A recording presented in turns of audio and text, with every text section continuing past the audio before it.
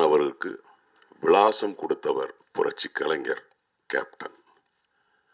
Film institute அப்படின்னாலே சினிமாவில் ஆரம்ப காலத்தில் நிறைய பேருக்கு தெரியாது. 83க்கு பிறகு தான் திரைப்படக் கல்லூரி அப்படின்னு ஒன்று இருக்கு, திரைப்படக் கல்லூரி மாணவர்கள்னு இருக்காங்கன்னு வெளியில் தெரிஞ்சுது. அதுக்கு காரணம் புரட்சி கலைஞர் கேப்டன் அவர்கள். நான்லாம் ஃபிலிம் இன்ஸ்டியூட் ஜாயின் பண்ணணும் அப்படிங்கிறது காரணமே கேப்டன் தான். அதுக்கு முன்னாடியெல்லாம் நான் கேப்டன் மன்றத்தில் இருந்தேன். 1984 நான் மன்றத்தில் இருந்தேன். கேப்டனை வச்சு படம், அதாவது இங்கே இயக்குனர் பிரிவுக்கு வர்றவங்க அத்தனை பேருக்குமே என்ன அப்படின்னா, என்ன எண்ணம் இருக்கும் அப்படின்னா, கேப்டனை வச்சு படம் பண்ணணும் அப்படிங்கிறதுக்காக தான் இங்கே வருவாங்க. ஃபிலிம் இன்ஸ்டியூட்டில் வந்து டைரக்ஷன் கோர்ஸ் ஜாயின் பண்ணுவாங்க. நானும் அப்படி தான் வந்து ஜாயின் பண்ணேன். டைரக்ஷன் பண்ணணும், கேப்டனை வச்சு படம் பண்ணணும்னு. பட் சந்தர்ப்ப சூழ்நிலை என்னால் டைரக்ஷன் பண்ண முடியலை. அதுக்கு அறிவு வேணும், திறமை வேணும். அது என்கிட்ட கிடையாது. ரெண்டுமே பொறுமை வேணும், அதுவும் என்கிட்ட கிடையாது. ஆனால் நடிகர் ஆயிட்டேன். அதுக்கு காரணம் புரட்சி கலைஞர். ஆமாம், அதுக்கு காரணம் புரட்சி கலைஞர். ரமணா என்னுடைய முதல் படம். 92ல் நான் கேப்டன் தான் என்னை வந்து அறிமுகப்படுத்தினார் சினிமாவில். இன்றைக்கி நான் கிட்டத்தட்ட 237 படம் பண்ணியிருக்கிறேன். தமிழ், தெலுங்கு, மலையாளம், கன்னடம், ஹிந்தி. ஹிந்தியில் ஒரே ஒரு படம் ஷாருக்கான் சாரோட சென்னை எக்ஸ்பிரஸ் பண்ணேன். 237 படம் பண்ணியிருக்கிறேன். 47 சீரியல் பண்ணியிருக்கிறேன். 16 விளம்பர படம் பண்ணியிருக்கிறேன். இதுக்கெல்லாம் காரணம் புரட்சி கலைஞர். கேப்டனை பற்றி நிறைய பேசலாம், மணிக்கணக்கில் பேசலாம், நாள் கணக்கில் பேசலாம். அவருடைய மனித நேயத்தை பற்றி பேசுகிறதா, அவருடைய தான தர்மத்தை பற்றி பேசுகிறதா, இல்லை அவர்கிட்ட இருந்த கோபத்தை பற்றி பேசுகிறதா, இல்லை அவர் யாருக்கிட்ட எப்படி பழகணும், மரியாதை எப்படி கொடுக்கணும் அப்படிங்கிறதெல்லாம் அவர்கிட்ட தான் கற்றுக்கணும். எனக்கு தெரிஞ்சு புரட்சி தலைவர் எம்ஜிஆருக்கு பிறகு புரட்சி கலைஞரை தான் மக்கள் அவ்வளவு நேசிச்சிருக்கிறாங்க. நாங்கள் 2 நாள்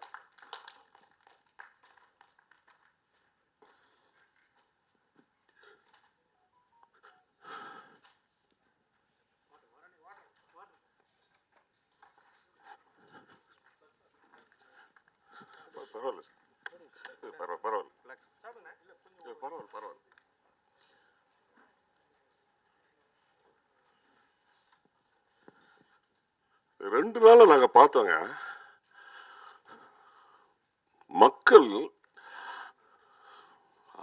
அவ்வளவு அன்பு வச்சிருக்கிறாங்க அவர் மேல. அதாவது ஒரு நல்ல டாக்டர் ஆயிடலாம், ஒரு நல்ல அரசியல்வாதி ஆயிடலாம், நல்ல டைரக்டர் ஆயிடலாம், நல்ல கேமராமேன் ஆயிடலாம், ஒரு நல்ல வியாபாரி ஆயிடலாம். ஆனால் ஒரு நல்ல மனுஷனாக ஆக முடியாதுங்க. எனக்கு தெரிஞ்சு இனிமேல் சினிமாவில் இந்த மாதிரி ஒரு நல்ல மனிதரை பார்க்கவே முடியாது. அந்த அளவுக்கு அவர் செஞ்சிருக்கிறார். இன்னைக்கு காலையில் நான் பேப்பரை பார்க்குறேன், மதுரையில் 3.5 ஏக்கர் வீடு கட்டுறதுக்கு இடம் கொடுத்துருக்கேன். எங்களுக்கே தெரியாதுங்க. கூட இருக்கிறேன் நான்.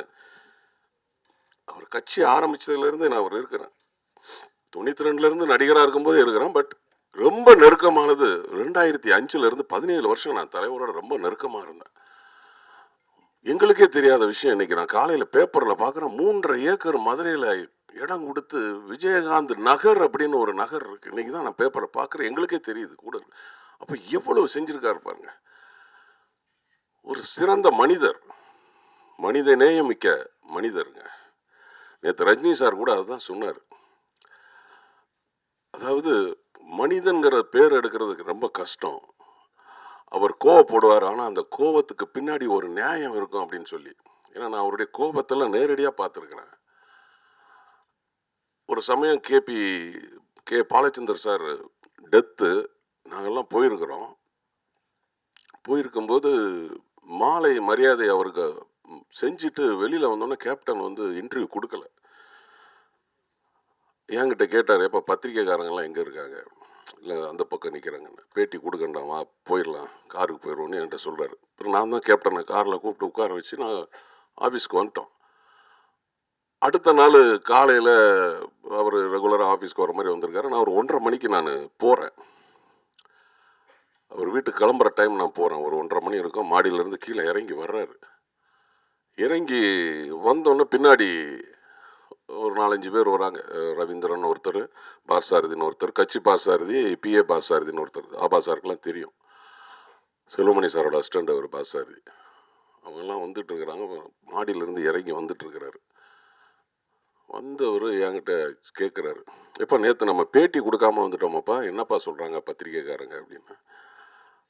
அப்போ நான் சொன்னேன், இல்லை கேப்டன் ஒன்றும் சொல்லலை, தலைவர் வந்தார், நீட்டாக வந்தார், மாலை மரியாதை பண்ணிட்டு போயிட்டாரு அப்படின்னு சொன்னோன்னே பின்னாடி இருந்து அவர் PA Parthasarathy Selvamani sir assistant அப்படி கையை காட்டினார்.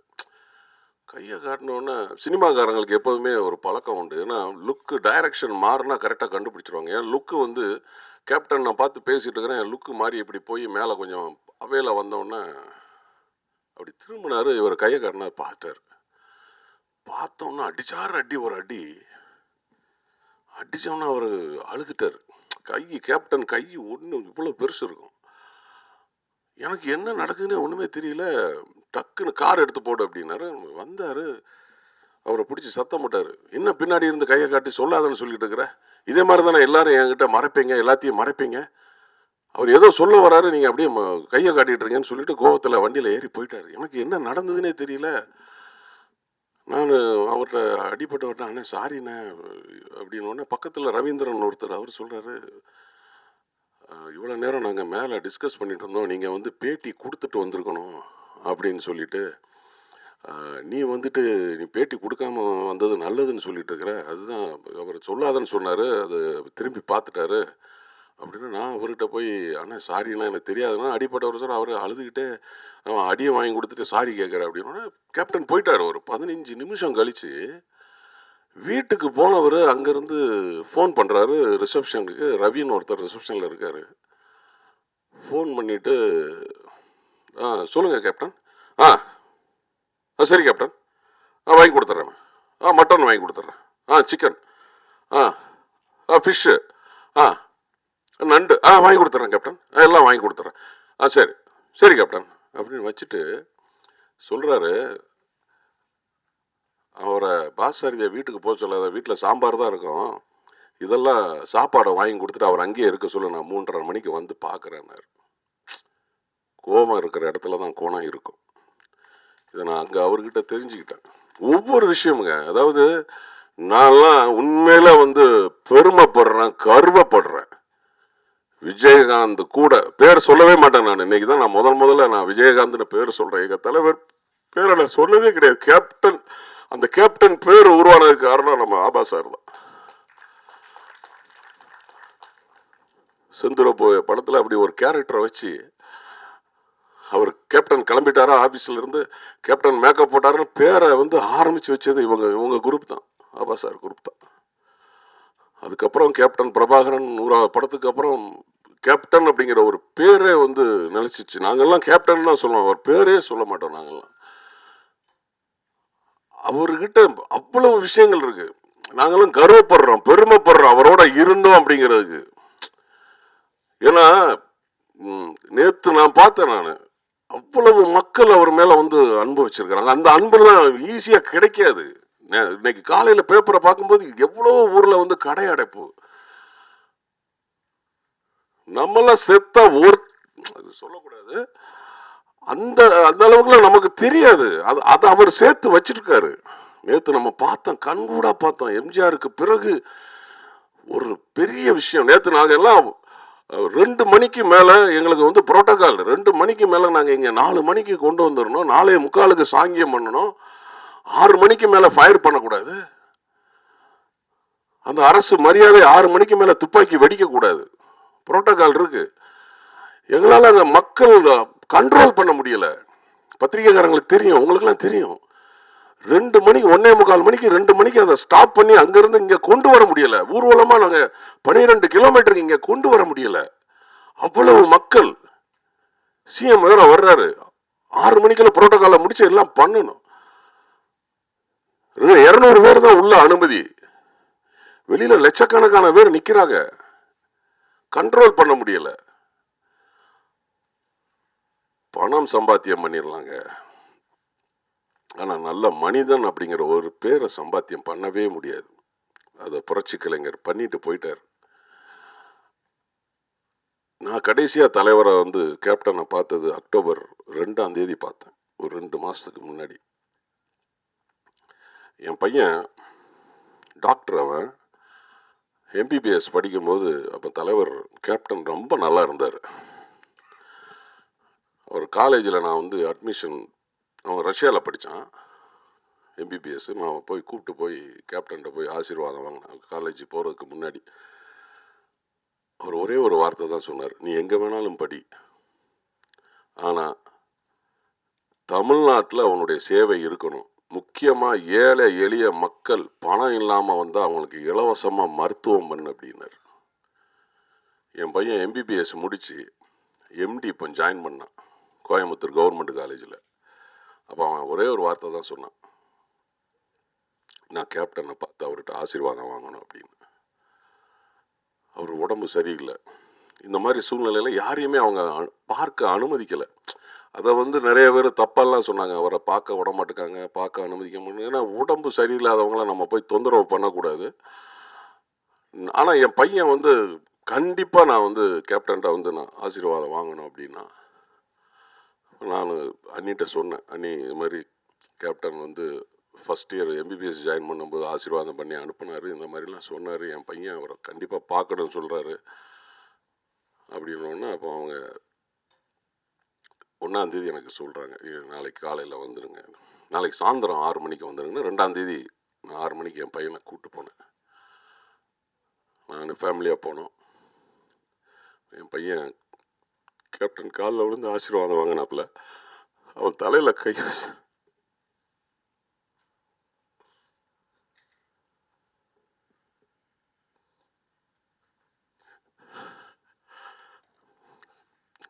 தலையில் கை வச்சுட்டு ஒரு 13,000 ரூபா சென்ட் பாட்டில் கொடுத்தாருங்க.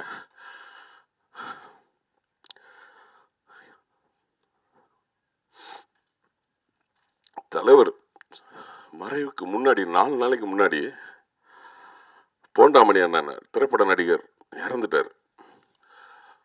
அப்போ நான் போய் அண்ணிட்ட சொல்கிறேன், 24ஆம் தேதி டிசம்பர் 24 அண்ணி ஆஃபீஸ்க்கு வந்திருந்தாங்க. இந்த மாதிரி போண்டாமணி இறந்துட்டாரு, நான் அவர் வீட்டுக்கு போகிறேன் அண்ணி அப்படின்னு. நீங்கள் வீட்டுக்கு போங்க, நான் வீட்டுக்கு ஃபோன் பண்ணுறேன் அப்படின்னு சொல்லிட்டு என்னை வீட்டுக்கு அனுப்பிச்சி வச்சாங்க. நான் வீட்டுக்கு போனேன். கேப்டன் ஒரு கவர் கொடுத்து, இதை அதாவது பேச வரல, சைகிலே சொல்கிறாரு. போண்டாமணி வீட்டில் கொண்டு போய் அதை நான் கொடுத்தேன். இறக்கிறதுக்கு சரியாக 4 நாளைக்கு முன்னாடி.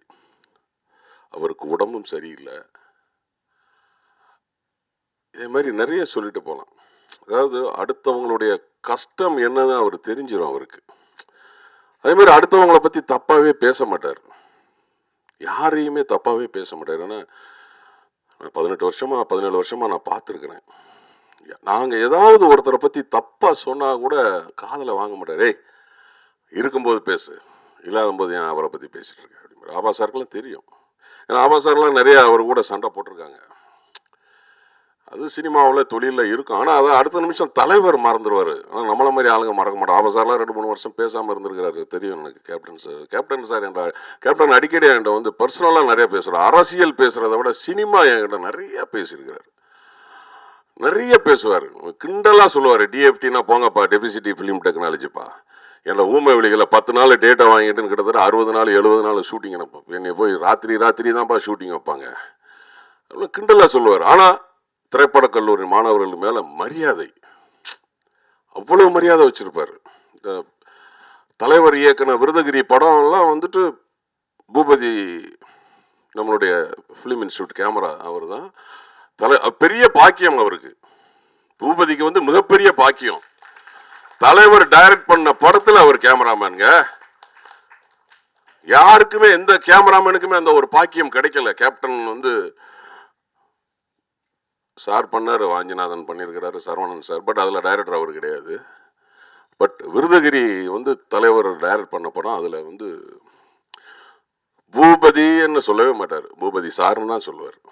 அவரை விட எவ்வளவு வயசில் சின்னவர், என்னையுமே அவரை வந்து சார்னு தான் சொல்லுவார். யாரை பார்த்தாலும் அவர் வயசில் குறைஞ்சவங்களா இருந்தாலும் சரி. என்னுடைய பிரதர்லாம் வந்து கன்னடாவில் மிகப்பெரிய டைரக்டர், 11 படம் பண்ணியிருக்காரு. இப்போ படம் பண்ணிட்டு இருக்கிறார் பெங்களூரில். ஒரு நாள் ஃபோன் பண்ணி, அவருக்கு ஒரு அவார்டு கிடச்சிது. அப்போ ஃபோன் பண்ணி நான் கேப்டன்கிட்ட பேசணும் அப்படின்னாரு. நான் இப்போ வந்து கேப்டன்கிட்ட சொன்னேன், கேப்டன் இந்த மாதிரி அவருக்கு ஸ்டேட் அவார்டு ஒன்று கிடச்சிருக்கு, என்னுடைய பிரதர்ல டைரக்டர் அப்படின்னோன்னே, உங்ககிட்ட பேசணும் அப்படின்னாரு. ஃபோனை போட்டு கூட பேசுகிறேன் அப்படின்னோடனே, அவரையும் வந்துட்டு சார் அப்படின்னு சொல்லிட்டு மரியாதையாக பேசினார். ஒரு நாள் நாங்கள் உட்கார்ந்துட்டு இருக்கிறோம், ஃபோன் வருது. எஸ்.ஏ. சந்திரசேகர் சார் ஃபோன் பண்ணுறாரு. சேரில் உட்கார்ந்த ஆள் எந்திரிச்சு நின்று பேசினாருங்க, எங்கள் டைரக்டர் அப்படிங்கிறார். அதே மாதிரி நான் ராமநாராயணன் சார் ஃபோன் பண்ணால் கூட உட்கார்ந்து பேச மாட்டார். அவங்களுக்கு தெரியவா போகுது, எழுத்தாளர் இருக்கிறவங்களுக்கு அவர் உட்கார்ந்துட்டு இருக்கிறாரா, நின்றுட்டு இருக்கிறாரா, படுத்துட்டு இருக்கிறாரா, ஆனால் எந்திரிச்சு நின்று பேசினாருங்க.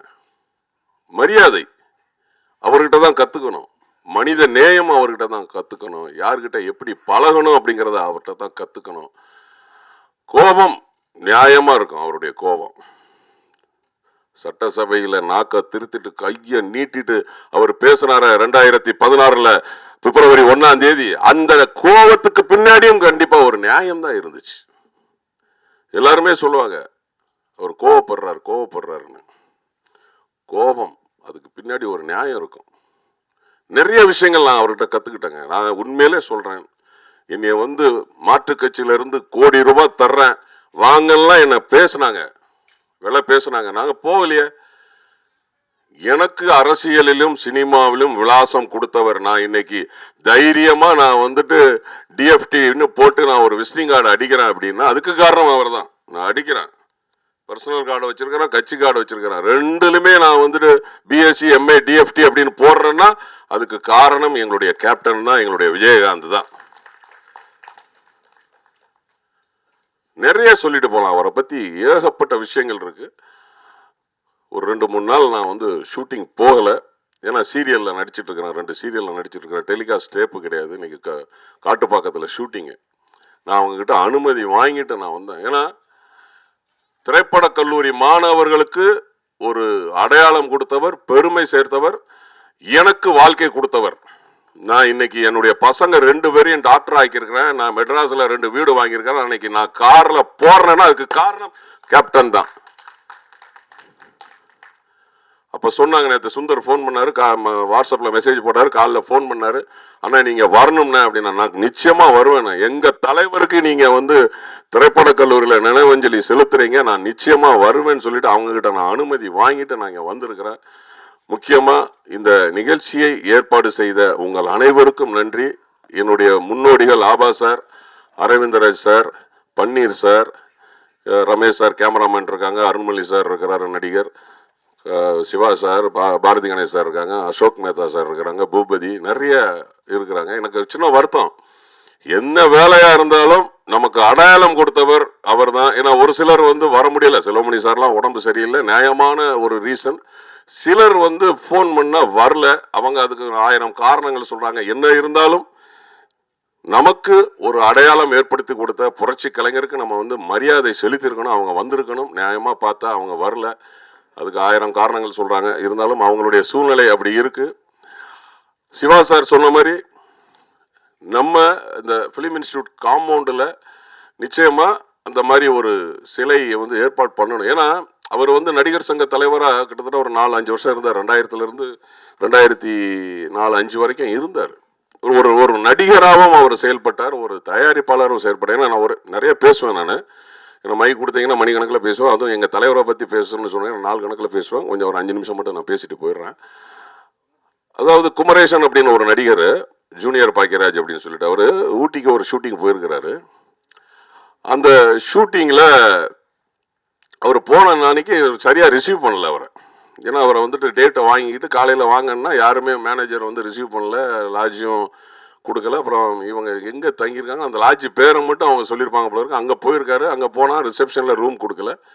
அந்த ரிசப்ஷன் மேனேஜர் ரூம்லேயே போய் குளிச்சுட்டு அவங்க காலையில் உட்காந்துருக்கிறாரு, சாப்பாடு கொடுக்கல. அவங்கெல்லாம் வேற எங்கேயோ போயிட்டாங்க ஷூட்டிங்க்கு. இவரை வந்து கண்டுக்கவே இல்லை. மதியமும் சாப்பாடு கொடுக்கல. இவர் காலையில் சாப்பாடு மதியம் சாப்பாடு சாப்பிட்டுட்டு அங்கேருந்து ஊட்டியிலேருந்து கிளம்பிங்க வந்துட்டார். உடனே அவங்க ப்ரொடியூசர் வந்து நடிகர் சங்கத்தில் கம்ப்ளைண்ட் பண்ணியிருக்கிறார். கம்ப்ளைண்ட் பண்ணி இந்த மாதிரி நடிகர் வந்து குமரேசன் வந்து ஊட்டிக்கு வர சொன்னோம், அவர் வந்துட்டு கிளம்பி போயிட்டாரு அப்படின்னோடனே குமரேசனை கூப்பிடுங்க அப்படின்னு இருக்கிறாரு. இப்போ என்னப்பா என்ன விஷயம் அப்படின்னோடனே இவர் வந்து நடந்த விஷயத்தெல்லாம் சொல்லியிருக்கிறாரு. அப்புறம் ஃபோனை போடுறாரு. அப்போல்லாம் இந்த செல்ஃபோன்லாம் கிடையாது, லேண்ட்லைனில் தான் ஃபோனை போட்டு ஒரு நடிகர் வந்திருக்கிறாரு, நீங்கள் அவருக்கு சரியான மரியாதையை கொடுக்கல, ரிசீவ் பண்ணலை, சாப்பாடு கொடுக்கல, அப்புறம் வந்து கிளம்பி வந்துட்டாருன்னு சொல்றீங்க. நடிகர்னா என்ன கிள்ளிக்கிறேன்னு நினச்சிக்கிட்டீங்களான்னு சொல்லிட்டு ப்ரொடியூசர்கிட்ட கத்துறாரு. அவர் வருவார், அவருக்கு சரியான முறையில் நீங்கள் இந்த ரிசீவ் பண்ணணும், சரியான முறையில் மரியாதை கொடுக்கணும், கரெக்டாக பேசின சம்பளத்தை கொடுக்கணும்னு சொல்லி சத்தம் போட்டுட்டு ஃபோனை வச்சுட்டு இங்கே குமரேசன்கிட்ட சொல்கிறானா, குமரேசன் தயாரிப்பாளரெல்லாம் கஷ்டப்பட்டு படம் எடுக்கிறாங்க, அவன் நகையை விற்றானா, வீட்டை விற்றானா, இடத்த அடமானம் வச்சானாலாம் தெரியாது, அதனால் நீங்கள் வந்து கொஞ்சம் அட்ஜஸ்ட் பண்ணுங்கள். எப்படி பேலன்ஸ் பண்ணுறாரு பாருங்களேன். நடிகருக்காகவும் பேசுகிறாரு, தயாரிப்பாளருக்காகவும் பேசுகிறாரு. ஒவ்வொரு விஷயம் நான் அவர் கூட இருந்து நான் பார்த்துருக்குறேன். நாங்கள் வந்து கேட்குறோம், நாங்கள் ஏங்க சட்டசபையில் 2வது நாள் நான் போய் நாங்கள்லாம் இருக்கிறோம், நாங்கள் கேட்குறோம் சட்டசபையில் ஏன் இந்த பிரச்சனை, ஏன் இந்த மாதிரி கையை நீட்டி நாக்கை துருத்தணும்னு அவர் சொல்கிறாரு, நியாயமாக சொல்கிறார். சட்டசபையில் எங்கள் அப்பா அம்மாவை தப்பாக பேசுகிறாங்க, கெட்ட வார்த்தையில் பேசுகிறாங்க. அது ஒரு பக்கமாக தான் டிவியை காட்டினாங்க, இன்னொரு பக்கமாக காட்டலை. இப்போ எனக்கு கோபம் வருமா வராதான்னு சொல்லி கேட்குறாரு அவர். அப்போ கூட சொல்கிறாரு, நாங்கள் அந்த அம்மாவை சொல்லலையே, குழந்தை மனசு தெரியும், பாரதி கணேசுக்கெல்லாம் தெரியும், பாரதி கணேசெல்லாம் கூட இருந்திருக்காரு பொள்ளாச்சியில். அவர்கிட்ட அவ்வளவு விஷயங்கள் இருக்கு கத்துக்கணும் அப்படிங்கிறது. ஏன்னா நம்மலாம் இன்னைக்கு பிலிம் இன்ஸ்டியூட் திரைப்பட கல்லூரி மாணவர்னா கர்வமா சொல்றோம்னா அதுக்கு காரணம் கேப்டன் தான். அவருக்கு நம்ம திரைப்பட கல்லூரி மாணவர்கள் ஒரு சரியான ஒரு மரியாதையை கொடுக்கணும். ஏன்னா பார்த்தீங்கன்னா நிறைய நாங்கள்லாம் வந்து 2 நாள் அங்கே இருக்கும்போது பன்னீர் சார், அரவிந்த்ராஜ் சார் எல்லாருமே வந்தாங்க, அரவிந்த் சார், ஆபா சார்லாம் வந்தாங்க. இப்போ நம்மளை மாதிரி ஒரு ஆள் அங்கே நம்மளுடைய ஸ்டூடெண்ட் அங்கே இருக்கும்போது நமக்கு வந்து தெரியுது, நம்ம அவங்கள வந்து கரெக்டாக ரிசீவ் பண்ணி நம்ம கூப்பிட்டு, சிவா சார்லாம் வந்தாங்க, நம்ம கரெக்டாக கூப்பிட்டு ரிசீவ் பண்ணி போகிறோம். இந்த மாதிரி நிறைய இடங்கள்ல நம்ம ஆளுங்க இருக்காங்க, ஆனால் உதவி செய்ய மாட்டேங்காங்க. உதவி செய்யணும். நான் நிறைய நான் பார்க்குறேன், எனக்கே பர்சனலாக நிறைய விஷயங்கள் நடந்திருக்கு, அதை சொல்லக்கூடாது பொது வழியில். இன்ஸ்டியூட் அப்படின்னா ஒரு பாசம் வரணும். ஃபிலிம் இன்ஸ்டியூட் ஸ்டூடெண்ட் அப்படின்னா எல்லாருக்கும் ஒரு பாசம் வரணும். இன்னைக்கு சுந்தர்லாம் இவ்வளோ பண்ணுறாருன்னா என்ன காரணம்? ஒரு பாசம். அந்த பாசம் இப்போ குறைஞ்சிக்கிட்டு வருது. நம்ம வந்து அதுக்கு என்னன்னா இன்ட்ராக்ட் பண்ணணும். ஒவ்வொரு சீனியர் ஜூனியர்லாம் நம்ம இன்ட்ராக்ட் பண்ணணும். ஒருத்தர் ஒரு இடத்துல நம்ம இன்ஸ்டியூட் ஸ்டூடெண்ட் இருந்தார் அப்படின்னா அவரால் நிச்சயமா நமக்கு ஒரு யூஸ் ஆகணும். அந்த மாதிரிலாம் நம்ம ஒரு இன்ட்ராக்ட் பண்ணி அதெல்லாம் நம்ம செய்யணும். ஒரு அலுமினின்னு ஒரு மீட்டிங் போட்டீங்க, எனக்கு தெரிஞ்சது 3 வருஷம் 4 வருஷம் ஆகிப்போச்சு, அதுக்கப்புறம் அது அப்படியே போயிடுச்சு. சரி, இருந்தாலும் இந்த நிகழ்ச்சியை எங்களுடைய தலைவருக்காக நீங்கள் வந்து ஏற்பாடு செய்து கொடுத்ததுக்கு உங்கள் பாதம் தொட்டு வணங்கி நான் உங்களை வந்து, ஏன்னா யாருமே இதை வந்து செய்யலை. ஏன்னா நடிகர் சங்கம்லாம் அது போனால் அரசியலாகும், நடிகர் சங்கம்லாம் வந்து செய்யலை. இப்போ நீங்கள் நம்ம செஞ்சுருக்கோம் அப்படிங்கிறதுனா முக்கியமான. ஏன்னா மீடியா அவ்வளோ மீடியா வந்திருக்கிறீங்க, பத்திரிகை தொலைக்காட்சி நண்பர்கள் நிறைய பேர் வந்திருக்கீங்க. நடிகர் சங்கத்துக்கு அவருடைய பேரை வைக்கணும்னு நான் ஏற்கனவே கோரிக்கை வச்சிருக்கிறேன்.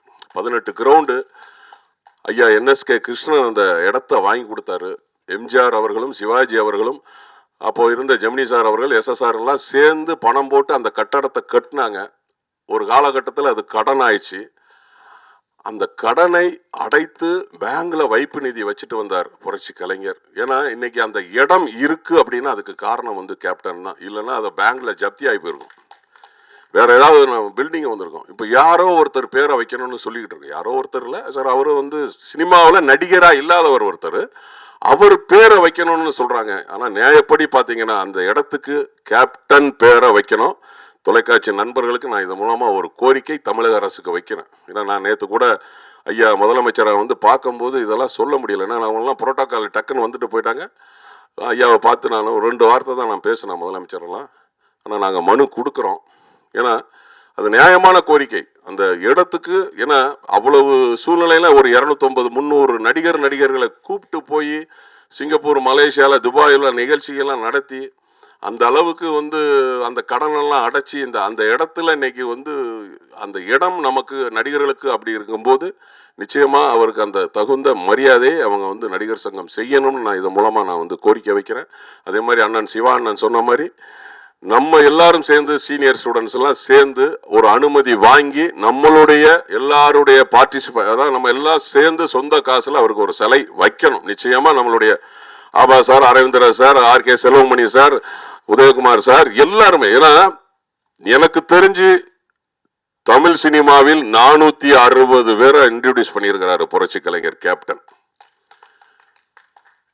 கேமராமேன், டைரக்டர், ஃபைட்டர்ஸ் 460 பேர். நாங்கள் ஒரு நாள் உட்காந்து லிஸ்ட் போட்டோம். 460 பேரை வந்து அவர் அறிமுகப்படுத்தி இருக்கிறார். எனக்கு தெரிஞ்ச இன்ஸ்டியூட்ல வந்து நிச்சயமா ஒரு 10 இருந்து 20 டைரக்டர் உருவாக்கி இருப்பார் பிலிம் இன்ஸ்டியூட்ல இருந்து. ஸோ அந்த மாதிரி அவர் வந்து ஆக்சுவலாக வந்து சொல்றத, அதாவது நான் அவருக்கு செஞ்சேன்லாம் சொல்லி காட்ட மாட்டாரு. அவருக்கு நம்ம தயவு செய்து நான் சொல்றேன், இன்னைக்கு இதை பேசிட்டு அப்படியே போயிடக்கூடாது. நம்மளுடைய சீனியர் ஸ்டூடெண்ட்ஸு எல்லாருமே சேர்ந்து தமிழக அரசிட்ட ஒரு கோரிக்கை வச்சு இந்த இடத்துல நிச்சயமாக நம்மெல்லாம் சேர்ந்து செலவு பண்ணி ஒரு சிலையை வைக்கணும். உங்களுடைய எல்லாருடைய ஒத்துழைப்பும் வேணும். என்னுடைய பேச்சில் நிறைய இருந்தால் எடுத்துங்க, குறை இருந்தால் மன்னிச்சுங்க. 2 மணிக்குள்ள நான் போகணும். நன்றி. இந்த நிகழ்ச்சியை ஏற்பாடு செய்து கொடுத்த அனைவருக்கும் நன்றி. வணக்கம்.